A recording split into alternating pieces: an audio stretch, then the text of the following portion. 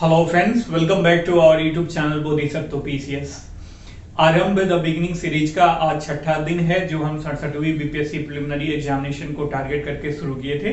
और आज का टॉपिक है प्रथम विश्व युद्ध और राष्ट्रवादियों का प्रत्युत्तर। इसके अंतर्गत हम पढ़ेंगे होम रूल लीग आंदोलन के बारे में जो तिलक और एनी बेसेंट का था, उसके सारे एस्पेक्ट्स को देखेंगे। उसके बाद लखनऊ पैक्ट 1916 का, ठीक है। उसके बाद जो है मॉन्टेग्यू घोषणा और जो है कलकत्ता अधिवेशन। ये कुछ इंपॉर्टेंट टॉपिक्स हैं आज के वीडियो के जो एग्जामिनेशन के लिहाज से काफी इंपॉर्टेंट है। और हिस्ट्री सेक्शन में यहाँ से 2 या 3 प्रश्न जो है डायरेक्टली और इनडायरेक्टली रूप से जरूर पूछे जाते हैं, तो आप शुरू से लेकर लास्ट तक जरूर देखना। यह तो हो गई वीडियो के आज के वीडियो के कंटेंट्स के बारे में बात। और यदि आप आरंभ द बिगिनिंग सीरीज से जुड़ना चाहते हैं तो नीचे डिस्क्रिप्शन बॉक्स में जो इसका डिटेल्स दिया हुआ है, उसका जो प्रोसीजर दिया हुआ है उसको फॉलो करके आप हमसे जुड़ सकते हैं और आप 67वीं बीपीएससी को सिक्योर कर सकते हैं। तो चलिए शुरू करते हैं। शुरू करने से पहले आपसे रिक्वेस्ट है, यदि चैनल पे नए हैं तो चैनल को सब्सक्राइब करके बेल का आइकन दबा दीजिए ताकि कोई भी लेटेस्ट नोटिफिकेशन आप तक आसानी से पहुंच सके। चलिए देखते हैं प्रथम विश्व युद्ध और राष्ट्रवादी प्रत्युत्तर। प्रथम विश्व युद्ध का जो काल था वह 1914 से 1918 ईस्वी तक का था। क्वेश्चन जो है कई बार डायरेक्ट यहाँ से पूछ देता है, तो आप ध्यान में रखना। प्रथम विश्व युद्ध में 2 गुट थे, ठीक है।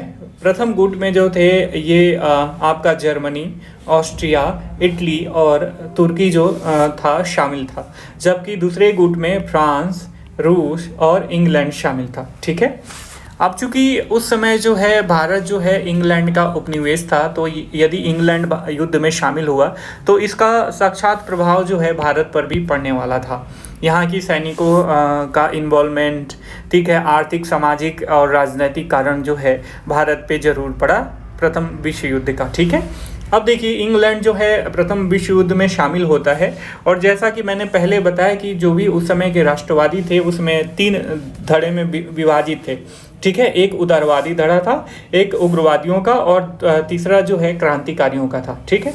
उदारवादियों का ये सोचना था कि यह जो समय है यह ब्रिटेन का समर्थन करने का समय है और ताज के प्रति जो है निष्ठा शो ऑफ करने का समय है, ताकि जो है प्रथम विश्व युद्ध के बाद जो है अंग्रेज जो हैं भारत के बारे में भी अच्छा कुछ सोच सके, क्योंकि हम उसकी सहायता करेंगे इंग्लैंड की तो प्रत्युत्तर में हमें कुछ अच्छा ही रिजल्ट मिलेगा, ठीक है। उदारवादी ये सोचते थे।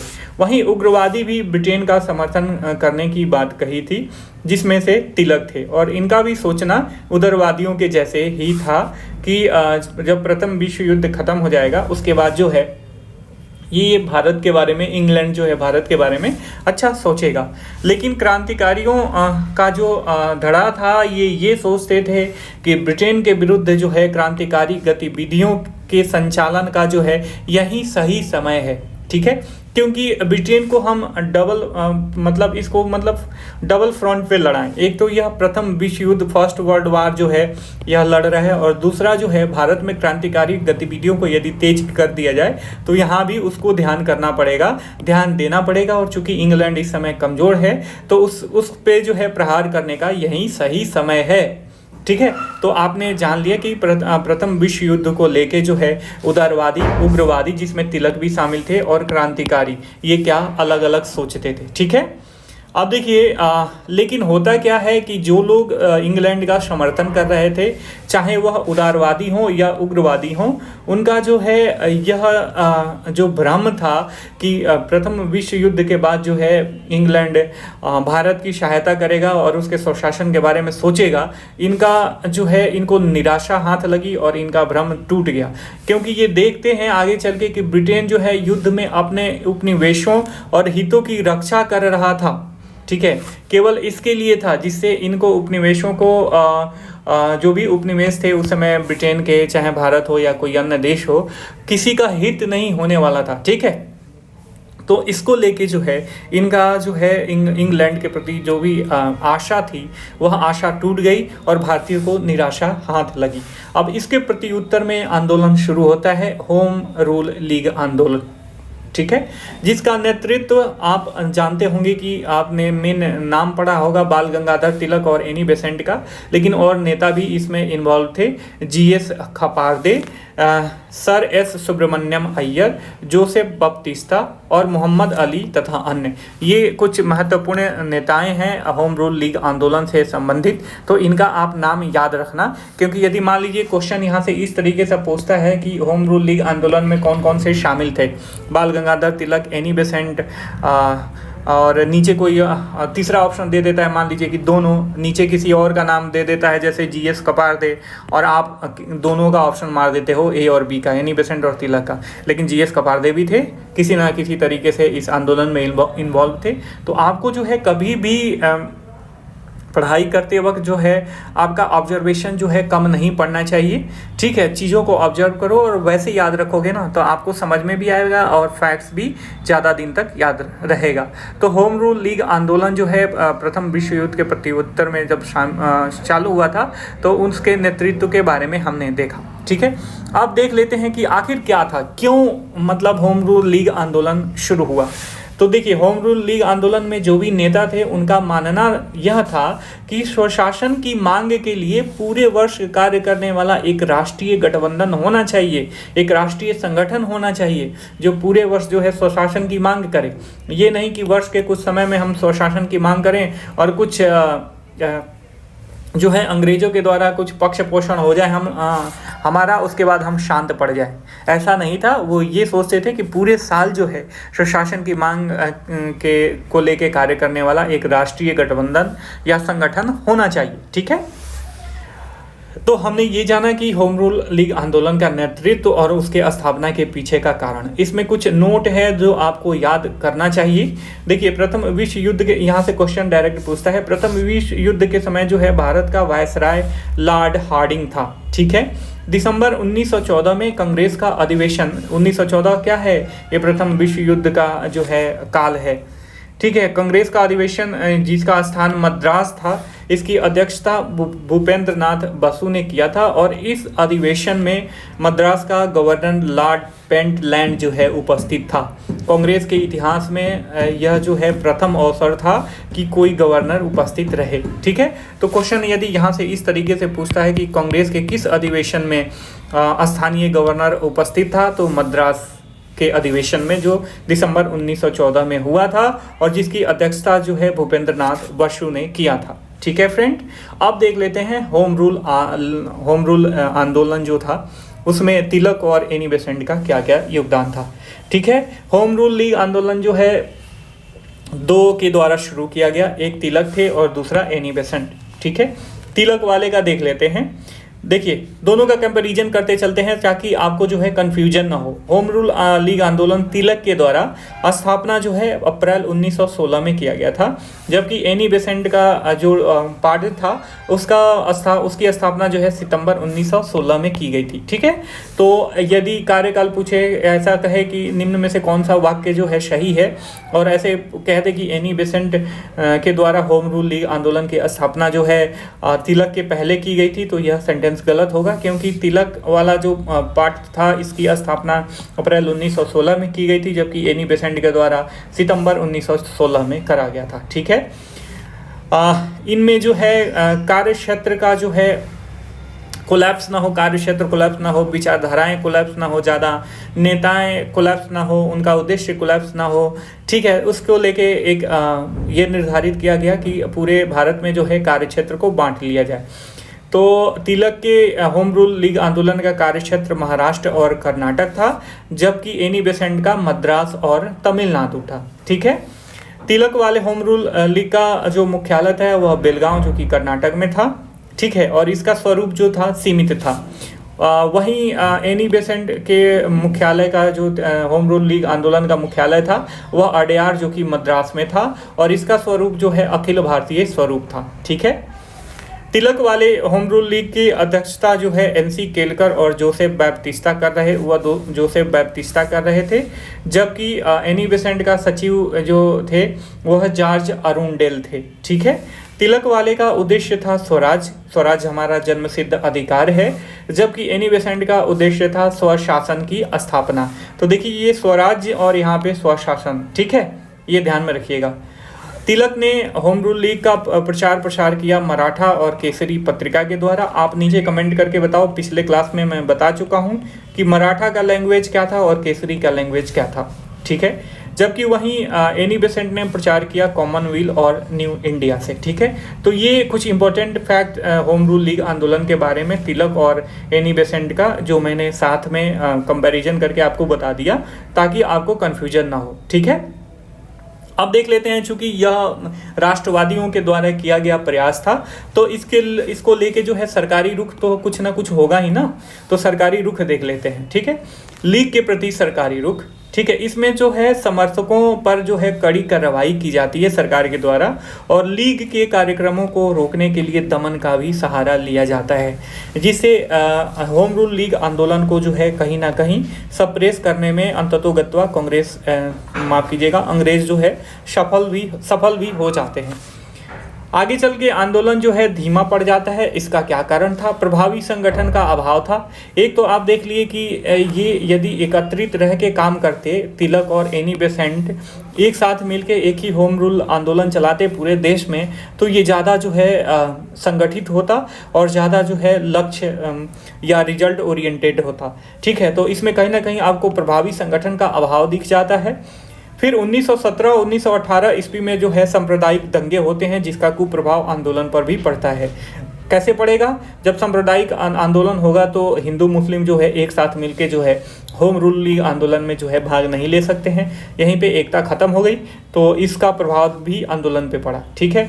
उसके बाद नेताओं में असमंजसता की स्थिति थी, ठीक है। यहीं पे लग जाता है आपको कि इनका जो है कार्य कुछ था, इनका कार्य कुछ था, कार्य क्षेत्र कहीं और था, इनका कार्य क्षेत्र कहीं और था, अलग अलग थे, तो असमंजसता तो था ही, ठीक है। फिर 1918 में मॉन्टेग्यू चेम्सफोर्ड सुधार आता है। इसको लेके जो है राष्ट्रवादियों में वैचारिक मतभेद होने लगता है, और आगे चल के जो है कांग्रेस में विभाजन भी होता है फिर। और 1918 में जो है लाइबेल मामला होता है। लाइबेल मामला ये था कि वैलेंटाइन सिरोल ने जो है, मैं आपको बता दूं, वैलेंटाइन सिरोल ने तिलक को जो है अशांति का जन्मदाता कहा था, भारतीय अशांति का जन्मदाता। तो इसी को लेके इन्होंने जो है इन पे वैलेंटाइन सिरोल पे जो है केस कर देते हैं। इसी को बोला जाता है लाइबेल मामला, ठीक है। अब देख लेते हैं, हमने देखा कि आंदोलन के प्रति लीग के प्रति जो है सरकारी रुख क्या है, आंदोलन क्यों धीमा पड़ जाता है, और आंदोलन अंततोगत्वा जब समाप्त होता है तो उसकी कुछ ना कुछ उपलब्धियां तो होगी ही ना। तो ये देख लेते हैं, ठीक है। यह आंदोलन जो है, देखिए आप पहले देखते होंगे कि जो इंडियन नेशनल कांग्रेस थी, इसमें जो है केवल शिक्षित भारतीय ही शामिल होते थे, जन सामान्य की कोई ज़्यादा भागीदारी नहीं थी। लेकिन इस आंदोलन के द्वारा जो है जन सामान्य की महत्ता का भी प्रतिपादन होता है, ठीक है, तथा शहरों के मध्य सांगठनिक संपर्क भी स्थापित किया जाता है। इसके साथ साथ जुझारू राष्ट्रवादियों की एक नई पीढ़ी का जन्म होता है इसी आंदोलन से, और इसी आंदोलन का परिणाम था कि एनी बेसेंट और तिलक के प्रयास से लखनऊ अधिवेशन 1916 में जो है दो उपलब्धियां हमें हासिल हुई। एक तो मुस्लिम लीग और कांग्रेस का जो है आपसी समझौता होता है, तथा इसी अधिवेशन में जो है उदारवादी और उग्रवादी फिर से साथ में आ जाते हैं और राष्ट्रीय हित के लिए एक साथ लड़ने का जो है अपना लक्ष्य रखते हैं, ठीक है।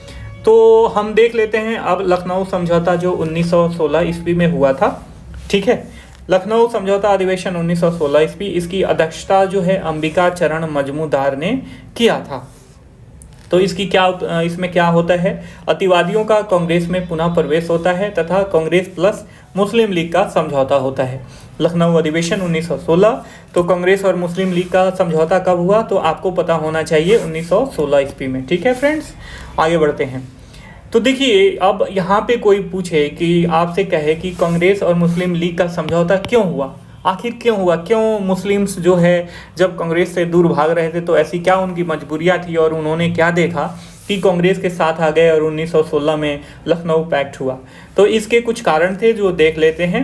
1912-13 के बाल्कन युद्ध में जो है ब्रिटेन ने तुर्की की सहायता नहीं करी, तो इससे जो है मुस्लिम क्रुद्ध हो जाते हैं और उनको लगता है कि ब्रिटेन जो है वाकई में जो है ड्यूअल कैरेक्टर खेलता है और यह हमें बांटने की कोशिश कर रहा है। ठीक है, उसके साथ साथ 1911 में जो है आपने देखा है पिछले क्लास में कि बंगाल विभाजन जो है रद्द कर दिया जाता है। तो इसको लेके जो मुस्लिम पहले खुश थे कि बंगाल विभाजन जो है हमारे हित में है, वे भी दुखी हो जाते हैं और अंग्रेज़ों से क्रुद्ध हो जाते हैं।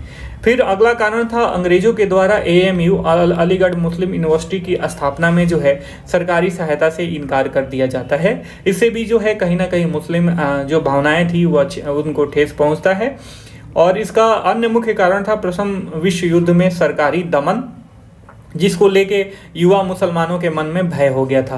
तो ये लोग ये चाहते थे कि हम लोग साथ मिलकर कार्य करें, और इन्हीं सारी चीज़ों की वजह से, चाहे वह डर कहें या अंग्रेज़ों के प्रति क्रोध कहें, एक साथ इन्होंने 1916 में कांग्रेस के साथ जो है मिल के राष्ट्रीय आंदोलन को लड़ने की जो है ठानी। ठीक है, तो हमने देखा कि लखनऊ पैक्ट में क्या क्या होता है, उसके क्या आउटकम्स थे, और मुस्लिम लीग जो है कांग्रेस से क्यों सहायता करी। देखिए, यह जो टॉपिक है, मेरे पढ़ाने का जो उद्देश्य है, केवल आपको प्रीलिम्स पास कराना नहीं, प्रीलिम्स के साथ साथ आपकी अंडरस्टैंडिंग इतनी डेवलप करा देना कि ताकि जो है ऐसे क्वेश्चन यदि मेंस में पूछे जाते हैं या इंटरव्यू में, तो आप आराम से उसको डिस्क्राइब कर सको। ठीक है, अब देख लेते हैं समझौते का प्रावधान क्या था।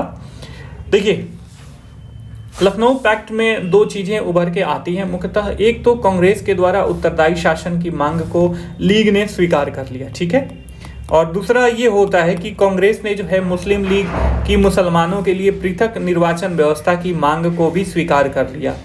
ठीक है, इसमें जो है केंद्रीय व्यवस्थापिका सभा में कुल निर्वाचित भारतीय सदस्यों का 1/9 भाग जो है मुसलमानों के लिए आरक्षित कर दिया जाता है, जिसका परिणाम जो है काफ़ी भयावह निकलता है, और हमारा देश जो है आज़ादी के बाद जो है विभाजित हो जाता है 2 देशों में।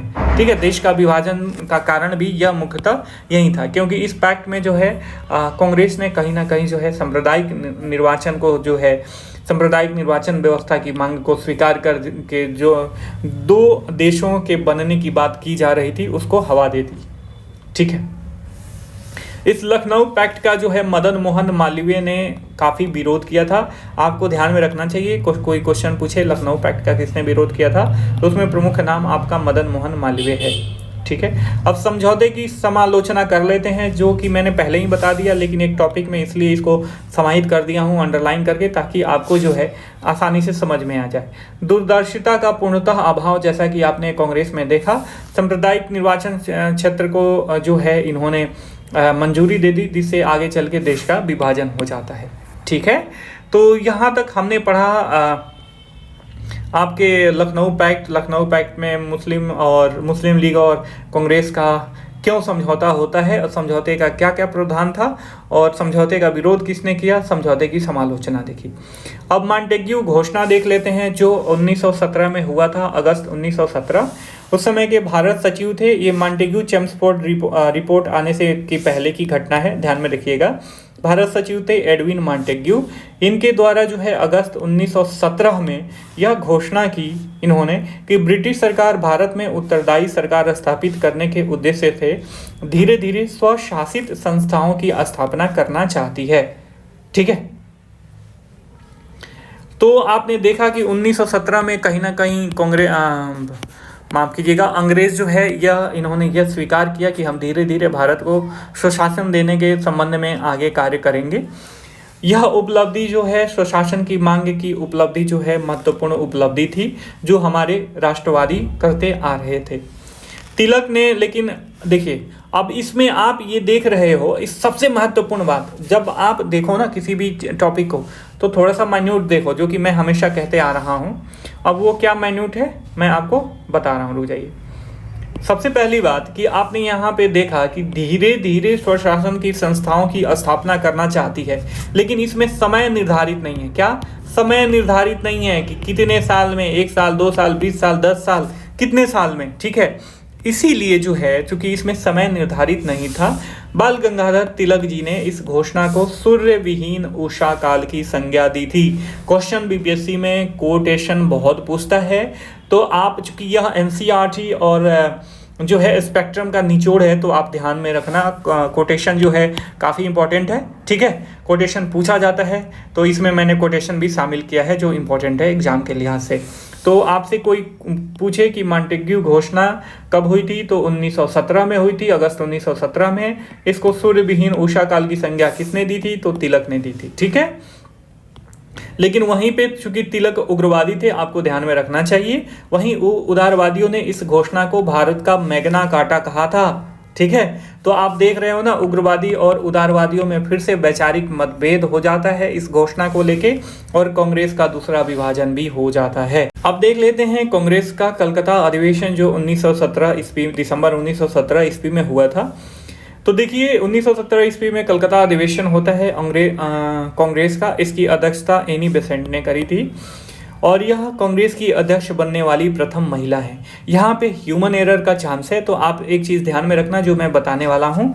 यदि पूछे कि प्रथम महिला जो है कांग्रेस की कौन थी महिला अध्यक्ष, तो वह होगा एनी बेसेंट। और यदि क्वेश्चन इस तरीके से पूछे कि प्रथम भारतीय महिला अध्यक्ष कौन थी इंडियन नेशनल कांग्रेस की, तो वह होगा सरोजिनी नायडू। ठीक है, तो ध्यान में रखिएगा। इस अधिवेशन में लगभग 4000 प्रतिनिधियों ने भाग लिया, इसमें से 400 से अधिक महिलाएं भी थी। तो ये थे आज के क्लास के इम्पोर्टेंट टॉपिक्स जो हमने जाना, डिटेल तरीके से जाना, फैक्ट्स भी जाना। आई होप कि आपको वीडियो का प्रेजेंटेशन अच्छा लगा होगा, कंटेंट अच्छा लगा होगा। यदि अच्छा लगा होगा तो वीडियो को लाइक करना, चैनल को सब्सक्राइब करके बेल का आइकन दबा देना, ताकि कोई भी लेटेस्ट नोटिफिकेशन आप तक आसानी से पहुंच सके और हम भी मोटिवेट हो सके। ठीक है, हम फिर मिलेंगे, तब तक के लिए साइनिंग ऑफ, टेक केयर, जय हिंद, जय भारत।